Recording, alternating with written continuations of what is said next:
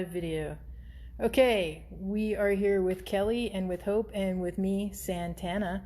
And this is what we've all been waiting for. 7 o'clock, it's pelvic floor time. All right, so would you like to take it off, Kelly? Sure. So I got a lot of questions. I want to talk a little bit about kind of what the pelvic floor is, what the pelvic floor does, what happens when the pelvic floor is not really working the way that it should be, and then how a physical therapist sort of can treat that. So let's start out with the pelvis. I'm going to show you a model of a pelvis with a vulva. So we've got the pelvis here. So here's the front, and then here's the back. This is the first thing that is really of note, is that the coccyx, the tailbone, is right here, and all of your pelvic floor muscles attach to the coccyx. So people kind of ignore the tailbone, but it's really, really important as far as pelvic floor function. And then all these muscles on the bottom are the pelvic floor muscles. So you have a few different layers. The first layer makes little circles around all the openings in the pelvic floor. So there's the urethra, the vagina, and the anus. So when these muscles contract, they're going to close off those openings. So they're going to hold back gas or stool, or they're going to hold back urine. So problems can happen if either these muscles are not contracting really well. You can get some leakage. You can get either urine leakage, or you can get some stool leakage or gas leakage. Or problems can happen if they're not relaxing really well. So if people are not really relaxing their pelvic floor, it's going to be a really hard thing to empty your bladder. You can get constipation. You can, have a hard time, but you can also get leakage because your pelvic floor muscles are too tense. And so how that works is, if those muscles are kind of like already contracted, and then you need them to do a contraction, like if you cough or sneeze, they don't really have anywhere to go. They can't really do anything because they're already contracted. So a lot of times when people are having leakage, their muscles are overactive. Which is a little counterintuitive, and so then they go off and do like a bunch of Kegels, and it doesn't help. It actually Does that make it worse? Makes it worse sometimes. Yeah, it depends on how they're doing Kegels. Everyone's really individual as far as that goes. So if you're doing Kegels and it's not helping, you need to get checked out by a pelvic floor therapist to see what it is that you're doing in the first place. Which is what you are. Which is what I am. Yay. Exactly. And Hope is gonna get a little checked out later on. Yes. Yes. And so then these deep muscles go from front to back, and so then they lift and support all of the pelvic organs. So this is what we call the pelvic diaphragm. It's like a bowl-shaped muscles here, okay? And so inside of the pelvis, here is the version with the uterus. These are those muscles going from front to back. So you've got the bladder in the front, you've got the uterus in the middle, and then you've got the rectum in the back. So same thing, when you stand up from a chair or when you pick up something heavy, these are gonna lift and support all those organs, and then when you're relaxed, they should relax. So if these muscles are underactive, you can get what we call a cystocele, where the bladder kind of falls down into the vagina, or a rectocele, where the rectum kind of falls down into the vagina, or a uterine prolapse, where the uterus falls down into the vagina. Anything can fall down into the vagina. So we really don't want anything falling into our vagina. Nothing should fall into your vagina, no. Yeah, No. even though it's really common, but we want to avoid it if we can. If these muscles are overactive, it can cause pain. So it can cause pain with sex, or it can cause what we call suprapubic pain. So just like crampy, achy pain in this low abdominal area is a really common characteristic of overactive pelvic floor muscles. So that's during sex? Pain during sex, or just pain in general, like suprapubic pain in general. So it can just be people are having pain, like if they go, on a walk, they'll get like kind of almost like period cramps when they're not having their period. Or, if people do a lot of lifting or something, they'll get suprapubic pain. Or sometimes people just have it all the time. If that doesn't sound super. It sounds terrible. And yeah, it's not a good thing. Okay. And so then the last thing that I really look at, in addition to the pelvis, is I kind of take a look at the abdominal cavity and kind of how that's working. So someone asked the question, there's a pelvic floor, is there a pelvic ceiling? And so the pelvic ceiling, there's a couple of different answers to that. One, if we look over here at our like whole body model here, okay? The body is divided into different cavities, okay? So the pelvic cavity, the top of the pelvic cavity, is defined by this It's called the peritoneum. So it's like a sac that holds all of your organs in here. So it's not a muscle. So there's no pelvic ceiling as far as muscle goes. However, your abdominal cavity, the top of that is your diaphragm, your breathing diaphragm. And it's actually pretty analogous to this pelvic diaphragm we looked at. So your pelvic diaphragm's down here.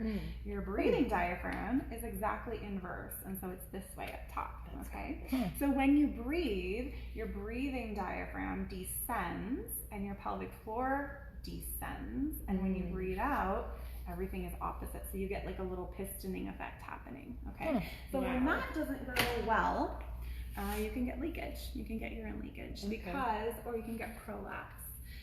Because a lot of people, if they're picking up something heavy, usually have a couple of different strategies. One, either they'll breathe out and they'll contract their muscles. So you see people like lifting weights at the gym and they'll like grunt, they're breathing out.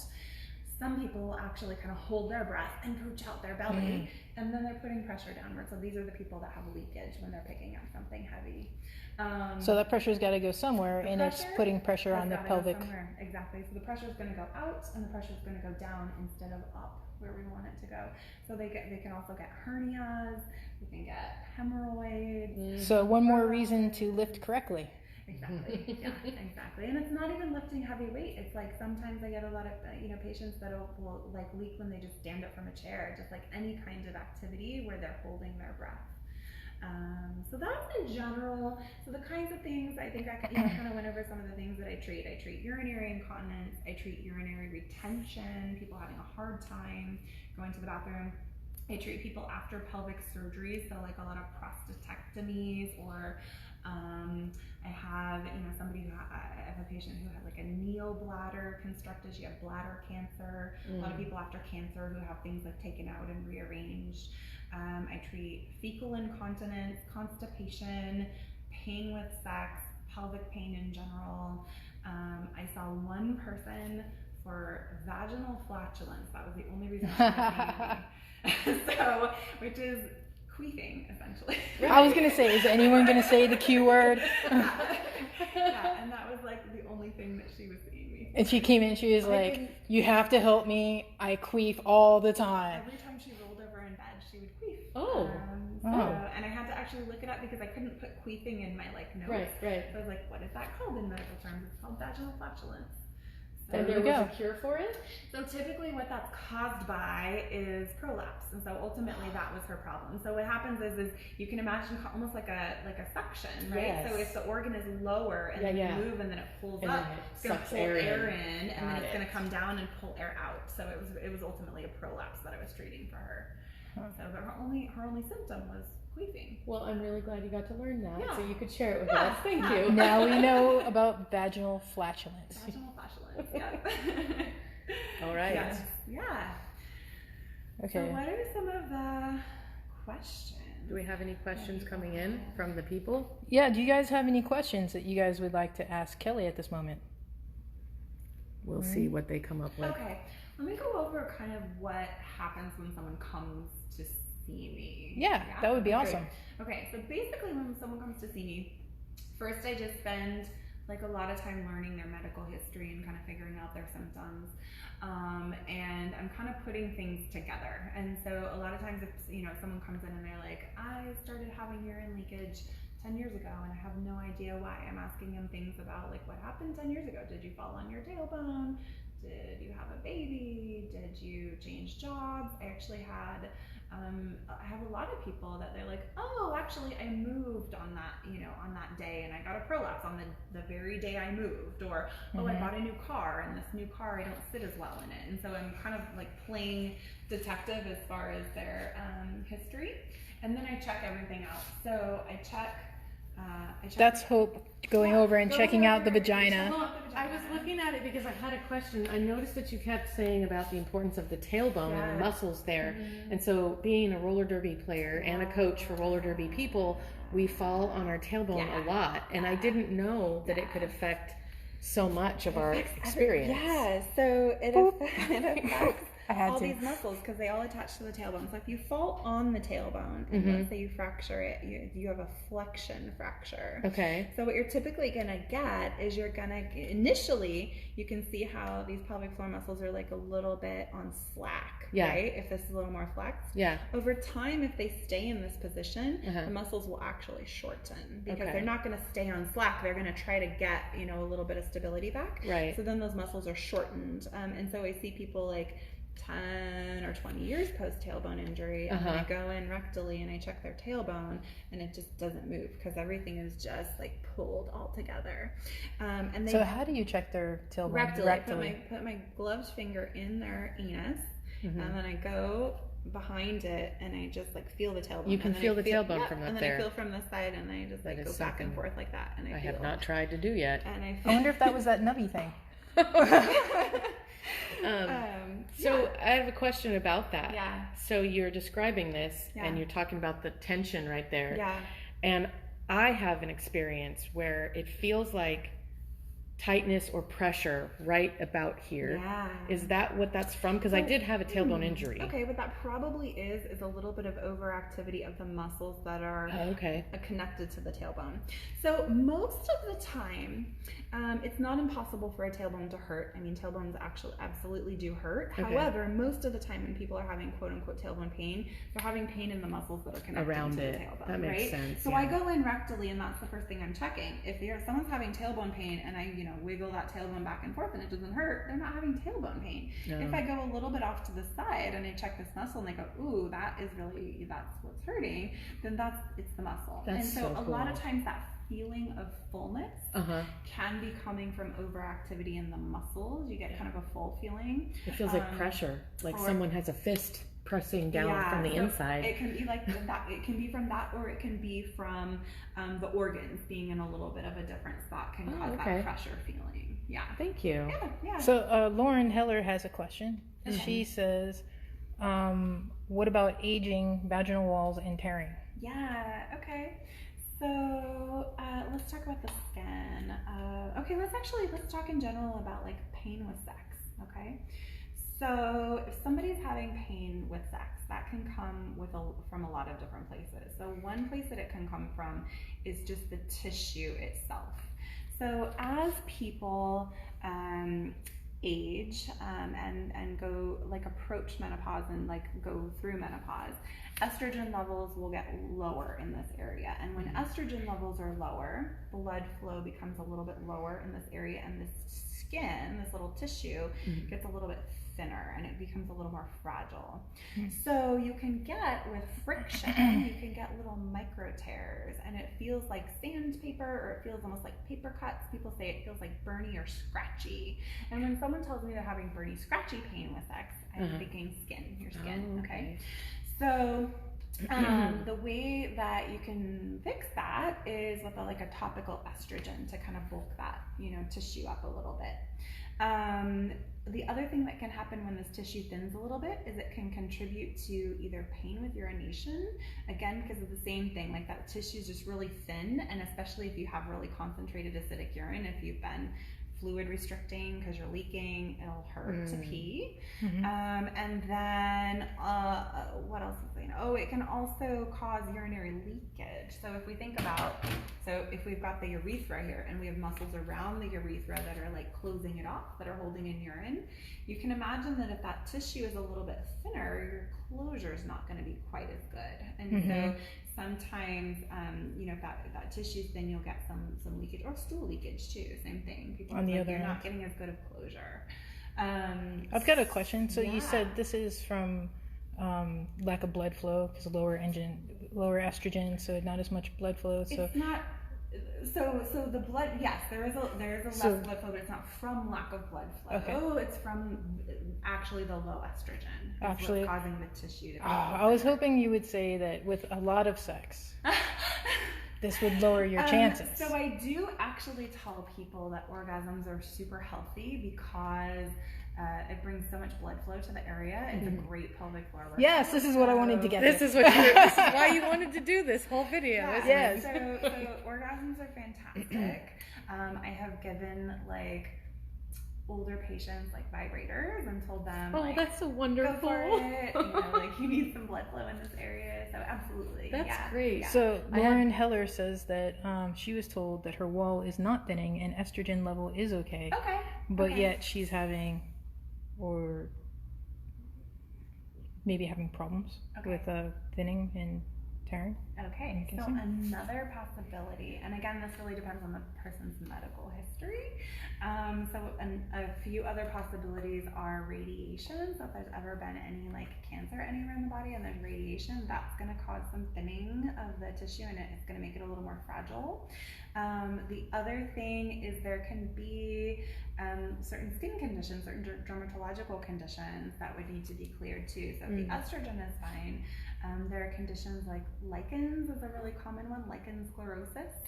And so that will cause really similar, it will cause really thinning of the tissue. People get a lot of times like tearing or bleeding when they try to have sex. That does not sound good. Lichen sclerosis. Yeah. Everyone Google that now. No, you should not get that. It's not a communicable disease, and so it's not, if somebody has it, they're not going to pass it to anybody. It's thought to be an autoimmune disorder. Lauren is saying, oh, yep, thyroid cancer. Okay, there we go. So that's the answer. Yeah. So can the answer also just be shitty DNA, shitty genetics, hereditary? There's a reason for typically? it. Yeah. So okay. Typically, radiation would absolutely do it. Yeah.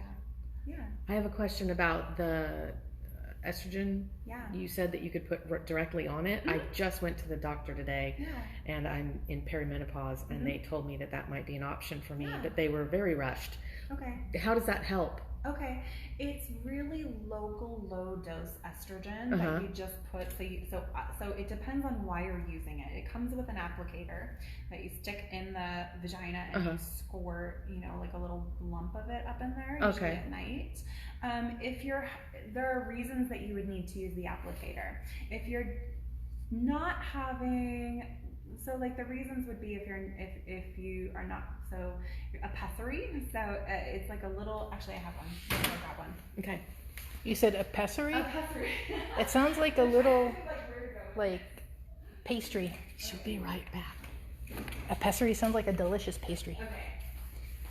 So this is a pessary. Oh. When somebody's having a prolapse, like a uterine prolapse usually, or a cystocele, the bladder falling down, they put this little thing up in their vagina and then it pops open and it just like holds everything in place. It goes goes right here and holds everything up.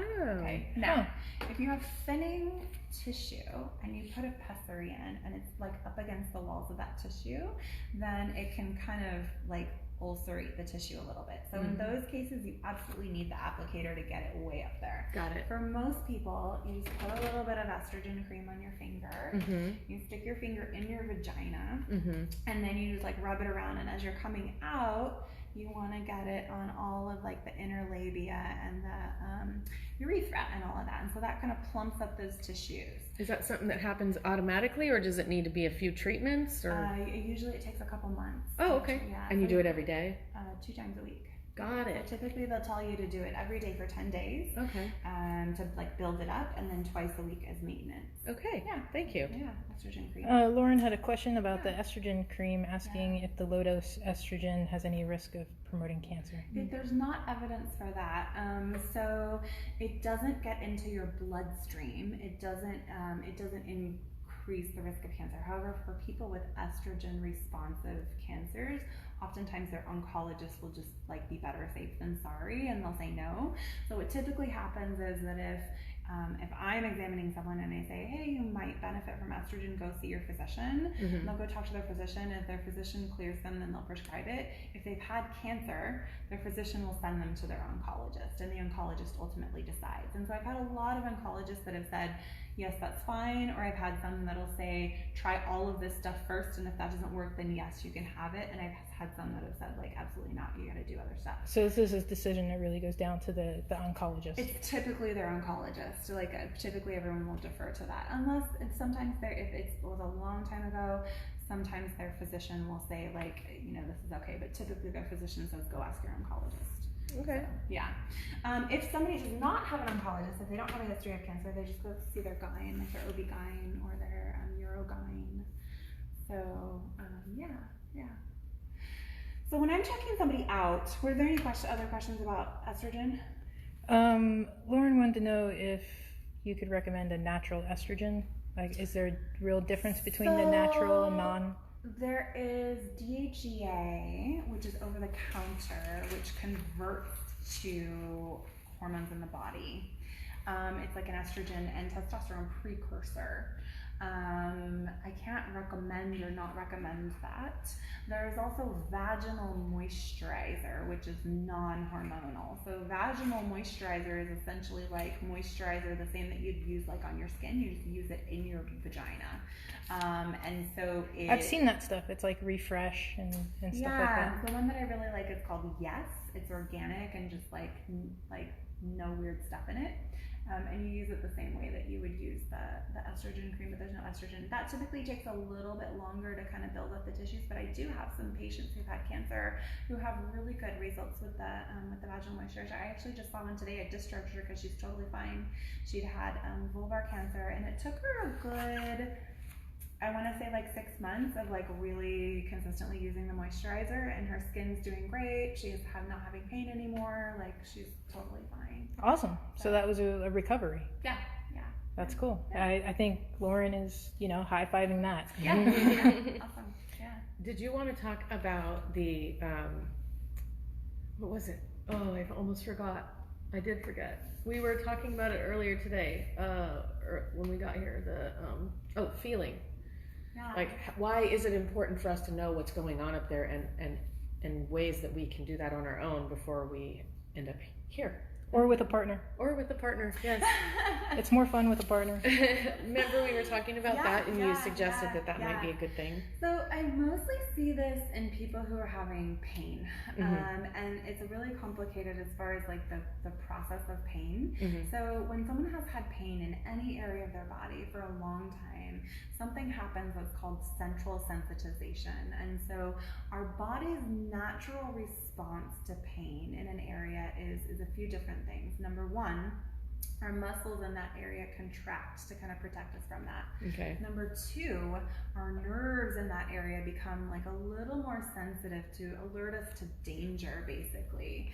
So if somebody's had ongoing pain in an area, even after that tissue is healed and they don't have any injury anymore, they can still have central sensitization, where their brain and their neurological system, their nerves are hyper alert, even when they just like get touched, you know? So if somebody touches you lightly, that's not hurting you, it's not injuring you, but your brain is saying, ooh, that hurts, because your nerves are like on edge. And so what I do a lot of times is if I'm treating somebody and I'm going in vaginally, and I go, oh, okay, this muscle is super tense, like I'm feeling it, and it just feels like a rock hard muscle.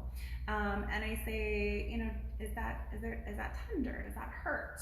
A lot of times people with central sensitization will say, yeah, that hurts up here, that hurts in my back, that hurts over here. Like, they can't localize where that pain is coming from.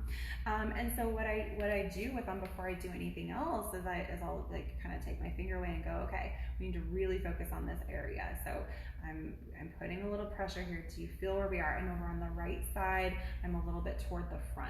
No, I don't really feel it, just feels like whatever. Okay, we're gonna try again. And so I spend a good time, and I describe them, and I'll like show them with my other hand, and I'll be like, I'm here. And I really wanna make sure that like they know that and that they can feel that, because you have spaces in your brain for each part of your body. So if you move your arm, the part of your brain that controls your arm is going to be active. Okay? If you don't have a space in your brain for that specific area, there's nothing you can do to control it. So localization is super important. You have to know where you are in the body. You have to have what we call proprioception, a good sense of like where your body is in space. Before we can really do anything, before we can move forward. This sounds like great training to be a lesbian too. So that would be a good practice for couples to help a woman get to know her insides Yeah, and identify what, so that if a pain did come up, or if she was having a pain, she'd be able to more identify with it and describe it better to professionals, right? Yeah, yeah, absolutely. But even like without pain, like we Right. need to just like know where all the parts, Know where of all the the body parts are. at all I agree. times, right? Yes. So And then it'd Wonderful. be easier to find the ones that are more pleasurable. yeah, Yeah, finding the ones that are pleasurable is fun too. Yes. absolutely. Yeah. Did we have any more questions on this page that you think we should ask? We should probably transition to your stuff. Okay. Because that's gonna take a You wanna little do while. me? Yeah, sure. So we're doing biofeedback, right? On here. Okay. Biofeedback. Yeah. Okay, so go ahead, and this is the part that we're not. Okay, this is the part. She's gonna pull your hands down. So, Hope is getting naked, and for once, I'm not going to be there. But we'll take a look at the models a little more. How about that? So, interestingly enough, did you guys know that guys have a pelvic floor too? But we don't really care about them. Yeah, so here's the models. I kind of thought this one looked a little bit like Skeletor. You can see it, or like a crown, like Barbarian, Conan the Barbarian or something. Hi, how you doing? Okay, wander back and see if she's ready yet. Is everything covered?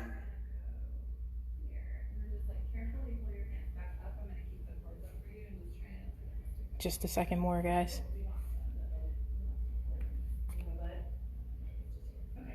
I'm looking through the crack.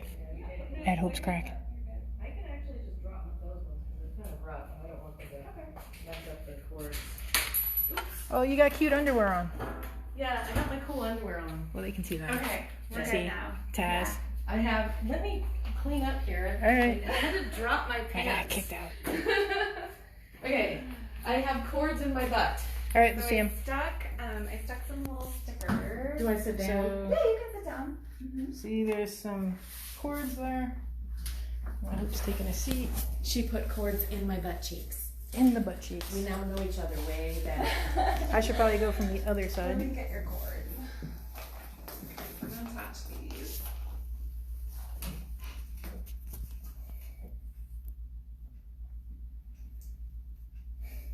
This is new for me. I've never done this. I've never seen someone so happy to have electrodes stuck to their butt cheeks.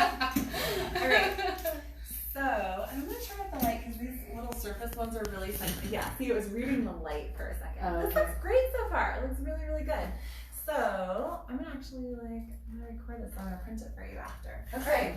So when somebody is just resting, when they're just kind of sitting there, this is the electrical activity of her pelvic floor muscles. And so Whoa. when you're just sitting there, it should look like this. It should be at 2 or below. That is so And cool. you're gonna get a little bit of activity when just because you're like alive, but Right. you don't want to see it like jumping all over the place. That would be a little overactive, and you don't want to see it way up here. So if you clench inside, will it move? Yeah, if you do a Kegel, so go ahead and do it. Yeah. Oh, look at that! I knew you strong, baby. Yeah. I knew you strong.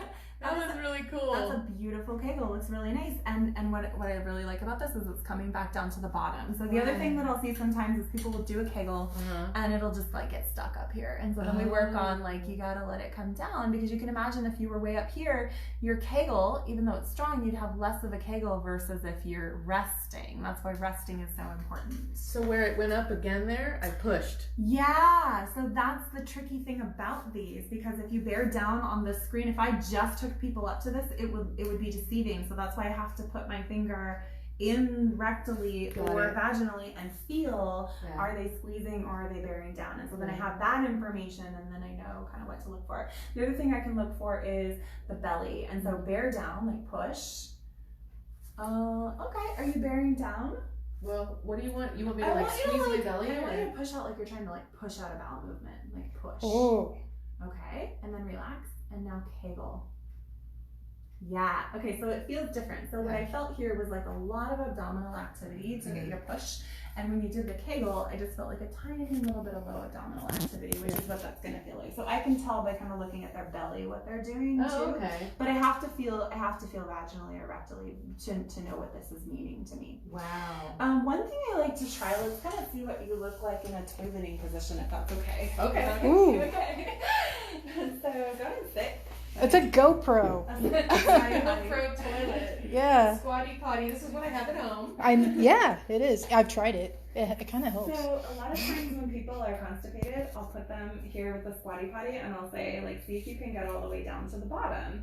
Because if they have a little bit of elevated tension, then it's going to be really hard to empty bowel and bladder. So I do the same thing if someone's having urinary retention. I'll put them in this position and we work on some breathing. So what I want you to think about right now is I want you to breathe all the way down in between your sitting bones. Like breathe all the way down to the table and kind of feel your sitting bones spreading apart from each other. And think about opening your anal sphincter. And feel your anal sphincter getting heavy. So that's really nice motor control. When I said open the anal sphincter, that came down. That's You really, did. really nice. Yeah. Beautiful.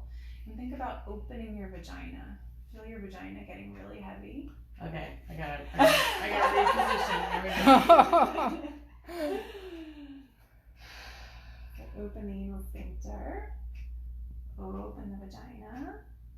Yeah, beautiful. So that's really, I would be happy with this if somebody was going to the bathroom and their resting tension was like 1.5 or 2. It's really nice. So what I learned how to do that when I was having a baby. Yeah, The yeah. doctor, well, not doctor, it was a midwife. She said, "Did you know that your vagina and your mouth are connected?" Oh. And it just worked for me. And she said, if you relax your mouth, your vagina will relax. Yeah, okay. Yeah, nice. The other thing that I like to show people that are having a really hard time with this is, I'm gonna stop this, is I'll just change the picture a little bit. So I have like a little, this is beautiful. I'm gonna print this for you. I love it. I'm going to make that a piece of art in my house. Way to go, baby. You aced the exam. All right. I've got excellent pelvic floor control. We're going to have to put that on your dating profile. Right? You should. So then I do like this little, like a little rose. Uh-huh. And so when you squeeze, it's gonna close. And when you relax, it's gonna open. Yeah. Nice. That's so cool. So that's a helpful visual for people who are having a hard time with that idea. Of, like, I squeezed. squeezing. That's great. Did you get the rose on the camera? Yep, Okay. I did. Yeah. That's fun. Yeah. So that's what we do with that. All right. Anything else? Any questions? I think people would like to know about you now and how you came into this profession and everything else. Okay, well, I was an elementary school teacher, and I decided to go to PT school to be like a pediatric PT. So I got into PT school, I did my pediatric rotation, I did this rotation, and I just liked this one better. So there are not like any people who go to school to be a pelvic PT. So when I got here, as a student, I had like waiting lists that were 3 months long to get in to see me, just because there's like not enough people. So this is a growth industry. Yeah, absolutely. So and it is growing, and I go and I do I help teach classes for like other PTs that are doing pelvic PT, and like the classes are growing and the people are growing in the area, and I run a little group of a lot of pelvic PTs, but also like sex educators and a couple of physicians and therapists and things like that. And so we all meet, like anyone who does any kind of pelvic health, we all meet and kind of compare, what we're doing with different patients and things like that. So yeah, I mean, that's kind of how I got here. I have a question. Could you tell us about the prolapse that we were talking about before we started filming, the one that Yeah, the rectofield. Let me go get the pelvic mount. Let me unhook you first, Okay. actually, so that you're not just. So like, while they're attached to doing the that, computer. if you guys had any questions, now's the time. Now's the time to put them You in. can actually just pull those, off and You guys throw almost them got a in show. the So yes, if you have any questions, send them now. I just put them in the garbage. Okay. Yeah. We're good. Okay. Okay, so the organs that we talked about here, bladder, uterus, rectum.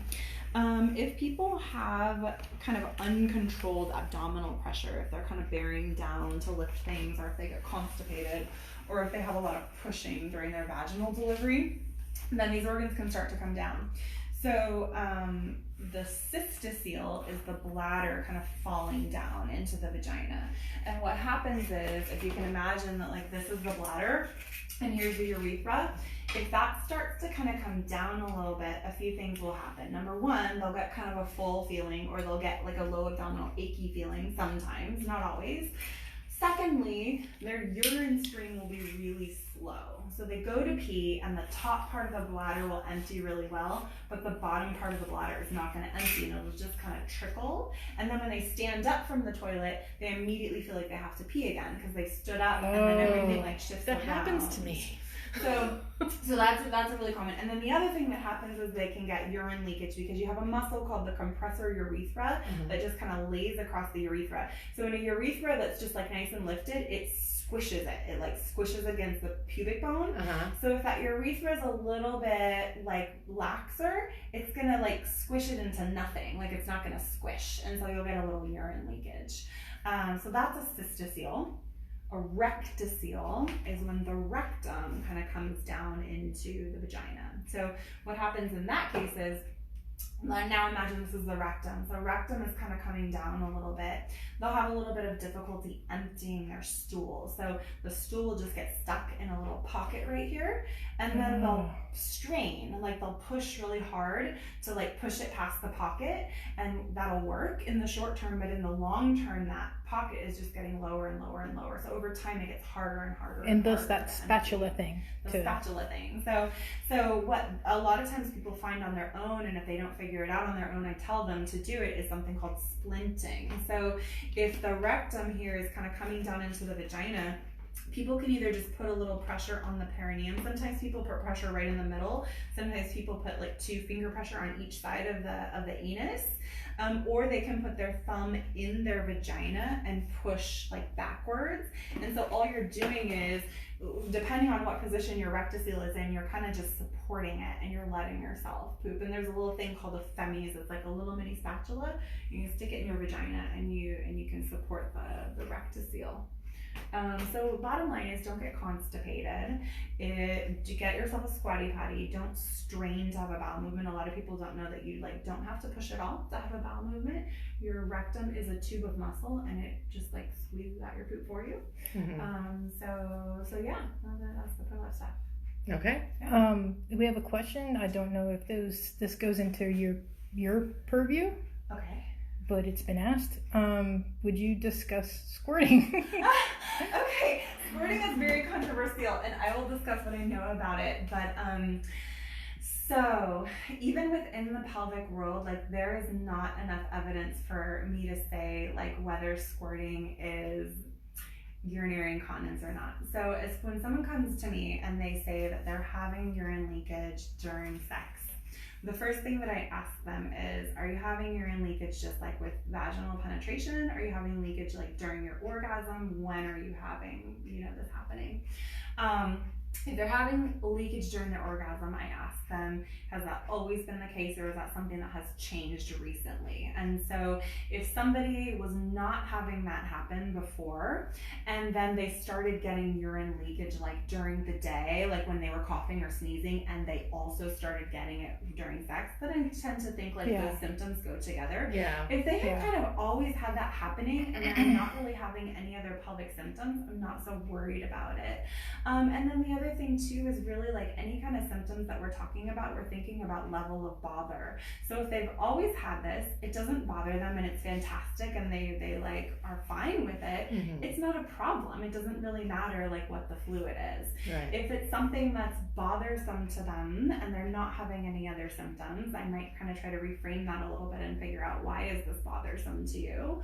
And then if it's something that's bothersome to them and it's a new thing that came on with some other symptoms, I kind of just like watch and wait and see like, okay, if we treat the urine leakage during the day, does this change? Got it. So it's not ever a thing that I say like, this is a problem, we need to treat it. It's not ever a thing that I treat directly. And it's not really a thing that I feel qualified enough to say like, this is what it is and this is what causes it, because like science just hasn't told us that yet. Right. So yeah, I'm not sure if that really answers the question. It's It like does. a big I don't know. No, that's okay. Okay, so some more questions are, does health insurance cover a pelvic floor therapist? Yeah, so it depends on your insurance. We take insurance, we don't take PPO. So any other kind of insurance, we definitely accept that. And then like within the Kaiser system, they have their own pelvic PT. So within Kaiser, you can go see a pelvic PT. And then with PPO, there probably are other pelvic PTs that you can see with PPO. Have you but ever I'm not. seen Medi-Cal patients? Medicare, we can't do Medi-Cal. So Medi-Cal is a really kind of like sticky subject for me, and I don't know how much I should go into it. I used to be on Medi-Cal because when I was in PT school, I didn't have any income or any insurance, and so I was on Medi-Cal. And I had like a breast cancer scare, and I could not get any coverage. I couldn't get any physician to check me out. I couldn't get anything. And so it was super, super, super stressful time in my life. And so then I go and, now I'm a medical provider. I don't have a say in what insurance we take. So I show up and we don't take Medi-Cal here. And so I had a conversation about like, well, what are people with Medi-Cal supposed to do if they're having these issues, because I was in that situation. But the reality is that the state does not reimburse Medi-Cal in a way, like we would literally lose money by seeing Medi-Cal patients. It doesn't cover our expenses. Even if I saw Medi-Cal patients for free, like if I personally didn't get paid for it, it still doesn't cover the expenses of the clinic. The reimbursement is so low. And this is why providers just don't accept Medi-Cal. I'm on Medi-Cal patients. and I understand. Like the care I get is unbelievably bad. Right. Yeah. So Kelly, I turn to natural aids and herbs and talking to people that have experience and just getting some clues on what I can do for myself to make it through life. So I get it. Yeah. Kelly, would you mind getting a little closer to Hope? I barely got you guys. Yeah. There we go. That's better. Yeah. So I get that. Okay, there's a question of what's the best way to prevent or fix a prolapse? So one of the very best ways to prevent a prolapse is to not get constipated. So I always show people my stool chart. You really should be having the stool chart. Bowel movement every day. We want something in the 3 to 5 range, so we don't want any 1s and 2s. And you should be able to have your bowel movement really without pushing. So if you're pushing a lot to have your bowel movement, or really kind of pushing it all, get yourself a squatty potty, make sure you're drinking water, eating fiber. I go over all of these things with people.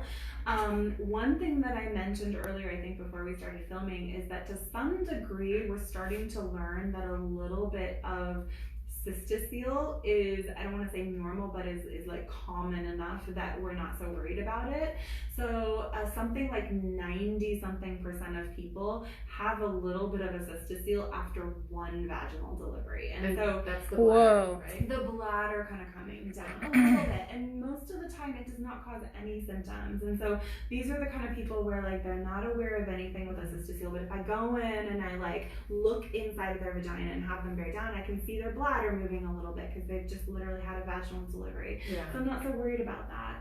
And they shouldn't be worried about it either. That's good info. So yeah, and the other thing is lifting mechanics. And so we talked a little bit earlier about, are you exhaling when you're lifting? Are you exhaling when you're standing up from a chair? Or are you holding your breath? Are you bulging out your belly? So over time, over years and years and years, this like bulging of the belly, the pressure is going to go somewhere. And so it's gonna go downward. And so if you do have a prolapse, the tools for prevention are the same as the tools for treating. So we go in and we take a look at, number one, are they constipated? And we take a look at what the reasons for that are, and I work on that with them. And then I take a look at their mechanics, at their exertion mechanics, and I work really on like breathing mechanics with them. I work on proper pelvic floor coordination, and I work on like movement. And those are really, kind of the same two of the same. You keep talking about constipation. Like, that's a very important thing. Okay, so constipation is very important. You guys remember that little sheet she had? We're going to have that. You're going to download it, and then every day we're all going to talk about which poops we had. We'll have a group discussion about our poops. Like every single one of my patients, every single day that I see them, I'm like, how many times did you poop this week? What do your poops look like? Did you push the poop? I ask that every Did you push the poop? Did you push it? I'm totally going to be working on just sitting there, relaxing. I'm going to read. I'm not going to... The next time... No pushing. The next time you go in the bathroom and I'm there and be like, are you pushing? She will, too. I will, yeah. I'm sure the laughter will help me poop. You're welcome. Oh, this has been wonderful. Is there anything else you think that we need to talk about? No, I think we covered a lot of things. I think it was cool that you talked about childbirth, right? So we know that can have an effect. You said after one childbirth. So in this group, we might do some sexual things that we're more open about. Yeah. Oh yeah, are there sexual things that could hurt? Yes. So here's the thing, and I think someone did actually ask a question about fisting, and I almost kind of got into this a little bit. So I'm going to pull this pelvic model back out again.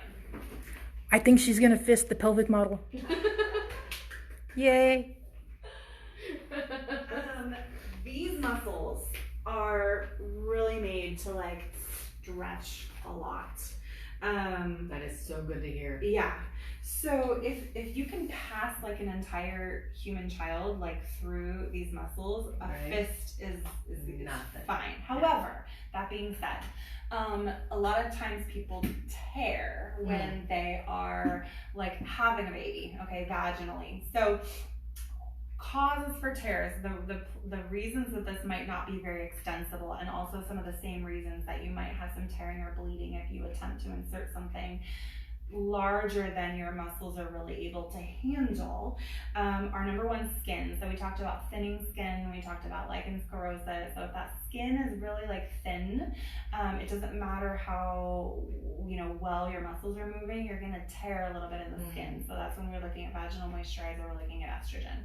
The muscles themselves, if they're overactive, number one, it's going to be like really hard to get anything in there, but that could potentially cause a little bit of tearing because you're kind of trying to stretch something that is not really wanting to stretch. And so we talked a little bit about shortening versus overactivity. So shortening is when those muscles are actually like a little shorter, like tightness, they're a little shorter, and so that can cause some damage. Overactivity is when you're just kind of holding those muscles in a little bit of tension, and that can be retrained. So is that from doing too many Kegels when you say retrained? It's not from doing too many Kegels per se. What it's typically from is something else. And what that something else is almost individual to the person. So it could be trauma. This is where I play a little detective work. Yeah. And so I ask, like, what is going on? Where did this come from? Maybe it came from just like pregnancy. Like if you're carrying your weight differently and right on your pelvic floor for 9 months, those muscles are going to get in the habit of tensing up, and maybe they're not going to learn to come down from that. It could come from trauma, absolutely. It could come from pain. It could come from their posture. It could come from the abdominal muscles. If someone has like an abdominal separation, or they have like an incision in the abdomen and these muscles can't really work as well, these are going to take over. And so it's so individual. So what I would say, if you are trying to insert something and you're tearing, do not proceed. Like it's not a good idea to constantly have like tearing and bleeding. You need to kind of take a look at where that's coming from. If it's coming from the skin, you really need to pay attention to getting that skin a little bit more robust. If it's coming from the muscle, you need to like really gradually work on some training of that muscle. I like the way she put that, gradually and training. So it's not like you have to give up. Everyone can fist. Yes. And don't forget, we have a beginner's fisting guide posted in the club. Okay. Yeah. I'm just a reminder to them. That's great. Thank you. So we talked about fisting. So of course I have. Sorry, that was my mama. So what about anal sex? Does that cause any problems? And again, if it's not causing pain, pain that you don't want. If it's not causing tearing or bleeding, it's fine. I mean, if you think about like, you know, bowel movements come out of there, those muscles are circular, they're meant to contract and relax, and so it really, like, anal sex in and of itself is not going to cause any damage to your pelvic floor. Awesome. Yes. But again, no tearing, no bleeding, no pain that you don't want. So. Don't power through it. No. Either end. Don't power through it. Yeah. You can always come back to it. So one thing I can show you guys is some dilators. Actually, if you're having some issues with some of these activities and you're wanting to kind of get up to them, you can use some dilators. Okay. Dilators. Ooh. This kind of sounds like those stretchers you put in your ear. Oh yeah. To make the hole bigger. Yeah. These are stretchers you put in your vagina.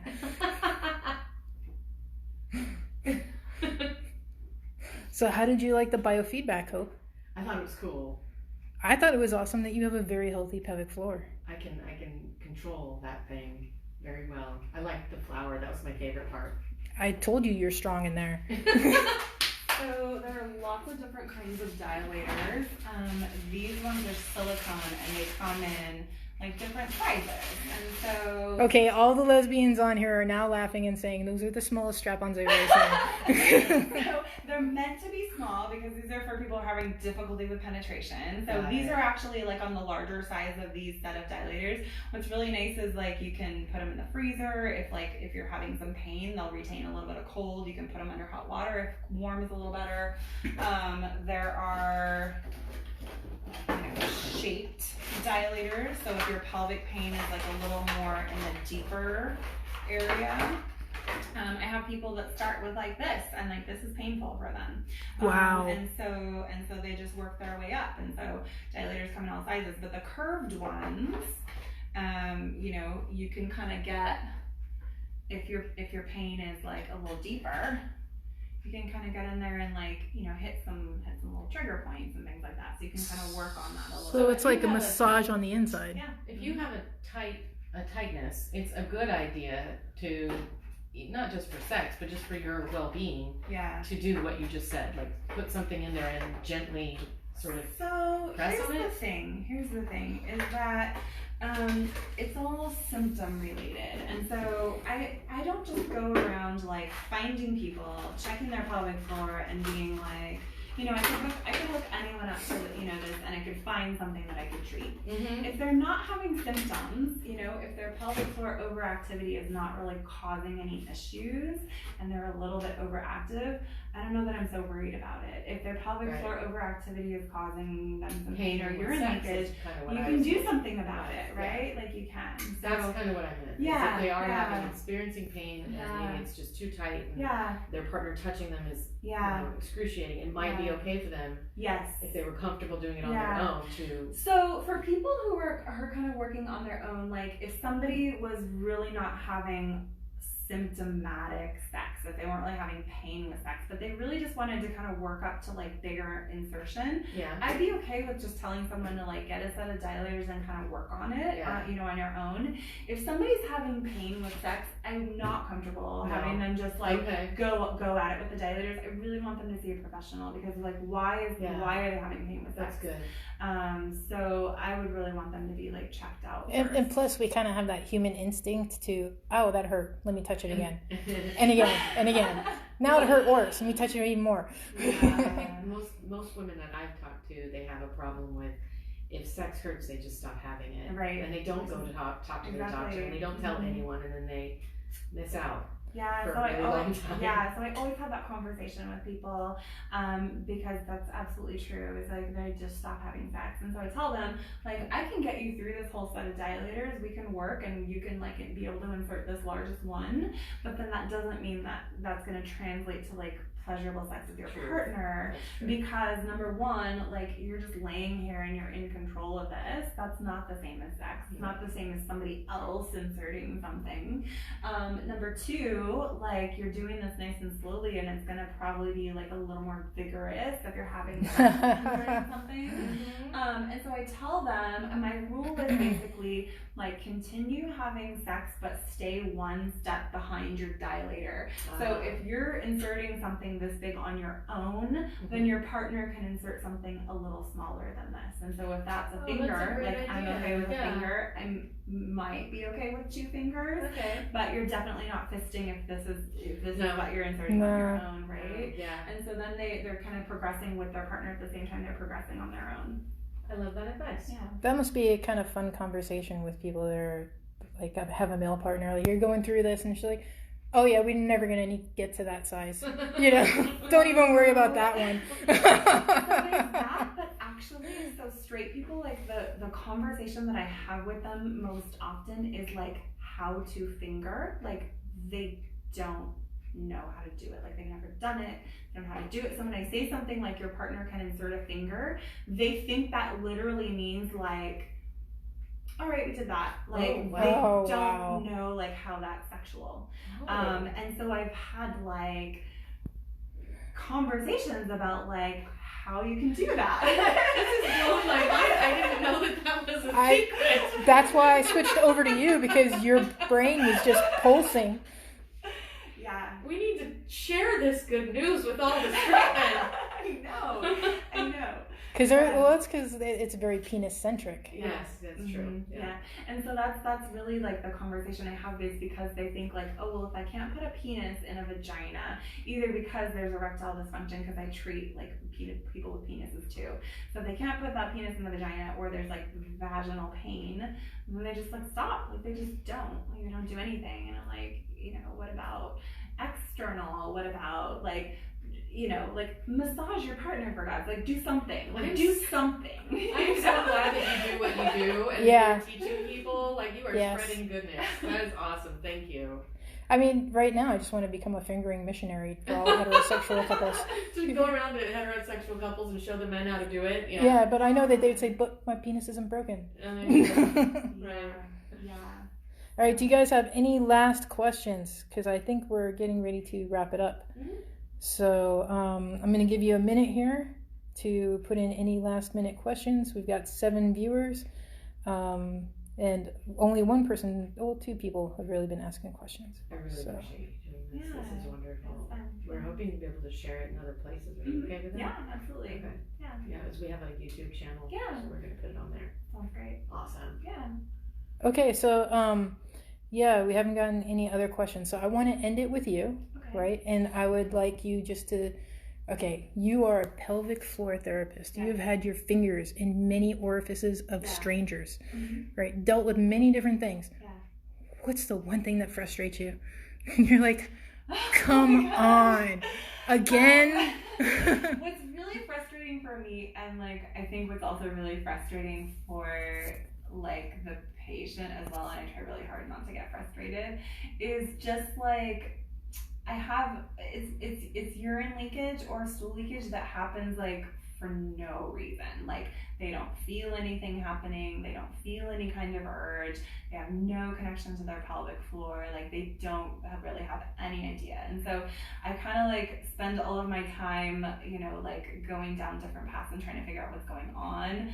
But again, it like really comes down to that like body awareness. It comes down to like all of those different kinds of things. And so there are people that like it's really, really difficult to train that with them. That can be super frustrating. But definitely like once we get there, once we're like able to kind of gain a little bit of awareness and like gain a little bit of control, it's super, super rewarding. But as far as frustration goes, like that's really the only thing. Most people like do really well with pelvic floor therapy. Most people have like really good improvement in a relatively short period of time, and it's mostly just like super, super rewarding, not often frustrating. That's honestly. awesome. Yeah, that's really awesome. Yeah. Okay. There's one last question, then we'll just wrap it up. It came in under the wire. Do you work with people who have trouble orgasming? Again, not directly. So there's a couple of different reasons that somebody with a clitoris would have trouble orgasming that are physically, like given that she's like aroused and her partner's like like doing everything right, or that she's, you know, like getting clitoral stimulation. One is called phimosis of the clitoral hood. So Ooh, that sounds like grody. Phimosis. Yeah. I'm sorry, you can't touch me right now. I'm phimosing. Let me see a picture of this actually. I think I have done phimosing. It sounds all foamy and like. Oh my God, Santana. I swear, if I'm sleeping with a girl and she's phimosing. Let me see what it is. Let me see if I have a clitoris picture. Oh, okay, I like this. Oh, Santana got excited at the beginning. The vulva. I think this is actually the best one to show what I'm looking at. Okay, so anyway, you've got the clitoris here. So clitoris right in there, that little thing right there. Mm-hmm. And then this is the clitoral hood. So it usually is like over the clitoris. It's like hiding it kind of, so that when you're just like walking around or you're like just wearing clothes, like your clitoris is not constantly stimulated, like your clitoral hood's kind of protective of that. That would be annoying. Right. So when you're aroused, this clitoris kind of like engorges with blood and gets bigger, and this clitoral hood kind of pulls back a little bit so that your clitoris is exposed. So if you're not adequately aroused, this is going to be covered up. You're not really going to get a lot of clitoral stimulation, even if you're directly stimulating the clitoris, because it's going to be covered up. And if you have what we call phimosis of the clitoral hood, this can get like a little bit like kind of tacked down a little bit. And sometimes with certain things like lichen sclerosis, actually, the labia minora can start to kind of fuse together, and so the clitoris is just like gone. It's not gone, it's covered. Wow. Exactly. So what I'm doing with those people, if I can catch it early enough, is I'm literally just like stretching their clitoral hood. I'm literally just kind of, you know, doing a little bit of work there, and then I'm showing them how to do that at home, and they're just kind of like stretching this so that it comes, you know, up and back, and so that it moves really well. Do that? So low estrogen can cause that. Okay. All of these tissues again can kind of thin and like come together. Like sclerosis can do that. The other thing that can cause that is not enough pelvic floor strength, and so this is a rare cause of this, but it definitely is a cause of it. So your muscles here, these superficial muscles, okay, so clitoris is up here, okay, and you have this is called your bulbocavernosus, and this is your ischiocavernosus. So when you get aroused, blood goes into this area, into the clitoris specifically. Clitoris expands, and this kind of tightens up, and it keeps the blood in there. So it's analogous to like a penile erection, basically. So this keeps it all in there. So if this is kind of overactive and you're having a real hard time like getting blood in there, that can be a cause of like low sensation in the clitoris. So sometimes you need to kind of like relax this so that blood can get where it needs to go. Would massaging this help? Possibly. So really what is going to help the most is just working on some pelvic floor motor control. Okay. So I do a little biofeedback with people like that. I do direct work to these muscles sometimes. I just sometimes do a little stretching. And then the other side of the coin is that this is a little underactive. So blood is getting there, but then it's not keeping the blood in there. I see that like much less frequently, but it's absolutely possible. So it's usually it's a little overactive. So it's not a bad idea for us to, as we're getting older, to massage our hood back. Yeah. So while we're Netflixing, we can chill with ourselves. Yes. And just do a little stroking right there. Just stroke your hood. And that's healthy. Okay. Yeah. And then if you get a little tingling, you can take it forward. There you go. Yeah, self-love is good love. Yeah. Yes, that's a great way to end the show. Yes.